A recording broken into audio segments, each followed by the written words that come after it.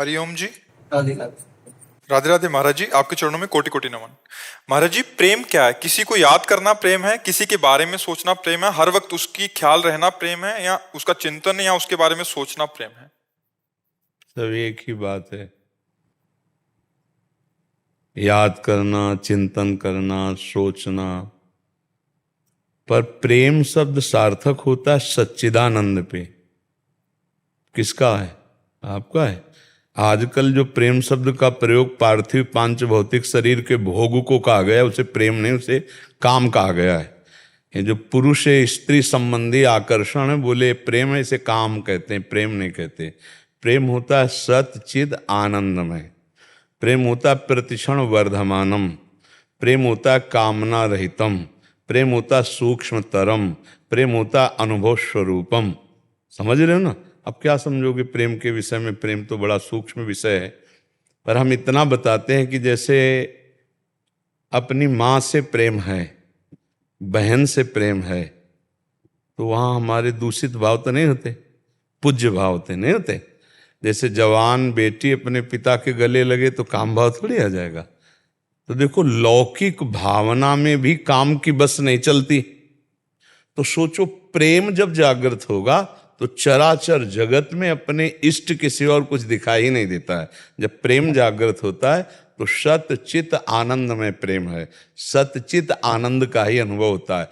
काम जब जागृत होता है, काम की पहचान होती है, वो देह भाव में आसक्त होता है, उसमें कामना होती है, उसमें सुख लेने की इच्छा होती है।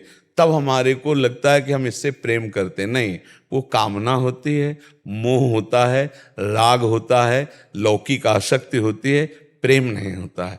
प्रेम बहुत हट करके है। और अगर हमारा प्रेम हो जाए तो माँ से भगवान की प्राप्ति हो जाए, पत्नी से भगवान की प्राप्ति हो जाए, पुत्र से भगवान की प्राप्ति हो जाए, और चराचर जगत से, कुत्ते से भी भगवान की प्राप्ति हो जाए, ईंट पत्थर से भी भगवान प्रकट हो जाए, खंबे से भी भगवान प्रेम हो जाए, कहीं भी प्रेम। चराचर जगत में परमात्मा विराजमान। प्रेम इतना सामर्थ्यशाली है, भगवान शंकर कह रहे हैं, ते ही समाज गिरजा में रहे हूँ, अवसर पाई बचन एक कहे हूँ, हरि व्यापक सर्वत्र समाना, प्रेम ते प्रगट हो ही मैं जाना। प्रेम से व्यापक परमात्मा प्रकट हो। प्रेम बहुत बड़ी चीज है नहीं? और आजकल लड़का लड़की शरीरों के आकर्षण को प्रेम कह रहे हैं। ये प्रेम नहीं, एक मलिन काम है। ये राक्षसी वृत्ति है जो दुर्गति कराने वाली, नरक ले जाने वाली है। नहीं, त्रिविधम नरकस्येदम द्वारन नाशन मात्मना कामः क्रोधा तथा लोभा तस्मा दैत्र्यम त्यजेत। पर काम और प्रेम का पहचान करना कठिन, और लक्षण दोनों में एक ही जैसे होते हैं। लक्षण एक ही होते हैं।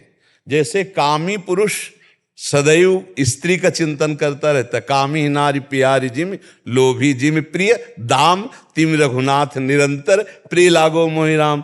तो कामी को भी नींद नहीं आती, कामी को भी वही गली पसंद आती जिसमें उसके कामना पूर्ति होती। और ऐसे प्रेमी को भी होता है, नहीं खान पान ते भावे है, नहीं कोमल वसन सुहावे है, उसे सब विषय लगे ते खारा है, हरि आशिक का मग लिहारा है। जो भगवान से प्रेम करता है उसको संसार की बातें, संसार की क्रियाएं, संसार के राग कुछ अच्छे, कोई भगवान की चर्चा सुना दे, कोई भगवान का प्रियजन मिल जाए, जैसे काम में उसकी कोई चर्चा सुना दे जिसको हम प्यार करते हैं, उससे कोई मिला हुआ मेरे से बात बता दे, ऐसे कोई भगवान से मिला हुआ फकीर मुझे भगवान की बात बता दे, कोई मेरे प्रीतम की, जहां जहां पिय की बात सुने खोजत तीन गहन। बस उसमें स्वसुख है और इसमें तत्सुख है, उसमें मलिन भाव है, इसमें उज्जवल भाव है, इसमें कामना है और इसमें चरम सीमा की निष्कामता है। वो नष्ट होने वाला है, ये प्रतिक्षण वर्धमानम है। प्रेम बहुत अलौकिक वस्तु है, वो भगवान की कृपा से प्राप्त होती है। पर समझ में आ रहा है आपको? यहाँ संसार में कहीं प्रेम नहीं है।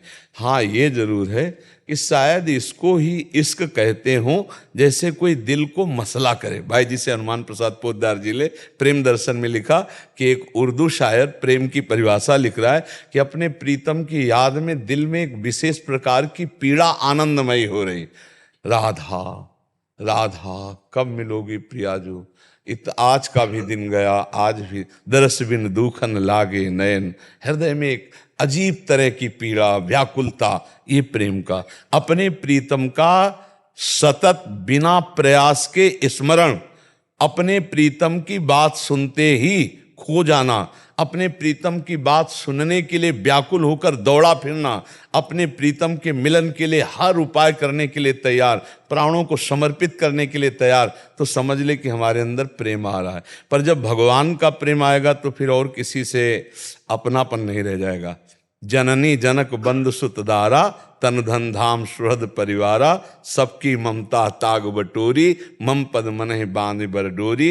वो फिर समदर्शी इच्छा कचुनाही, हरस शोक भय नहीं मन माही, असज्जन मम उर बस कैसे, लोभी हृदय बसव धले। यह है प्रेमी का स्वरूप। कहीं कोई आसक्ति नहीं, एकमात्र श्री भगवान से आसक्ति। समझ पाए आप?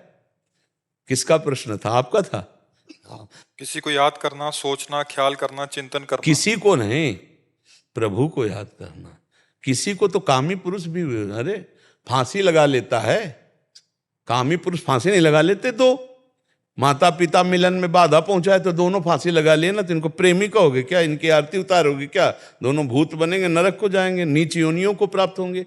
आत्महत्यारे, अपनी बुद्धि को भ्रष्ट करके कामना में, कोई प्रीति है बोले तुम्हारे लिए हम मर जाते हैं, मर जाओगे तो तुम पहुंच जाओगे क्या?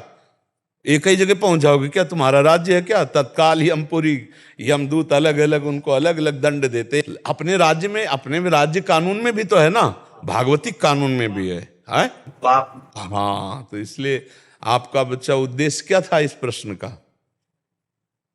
अरे वैसे हालत कुछ ऐसे ही होती प्रेमी की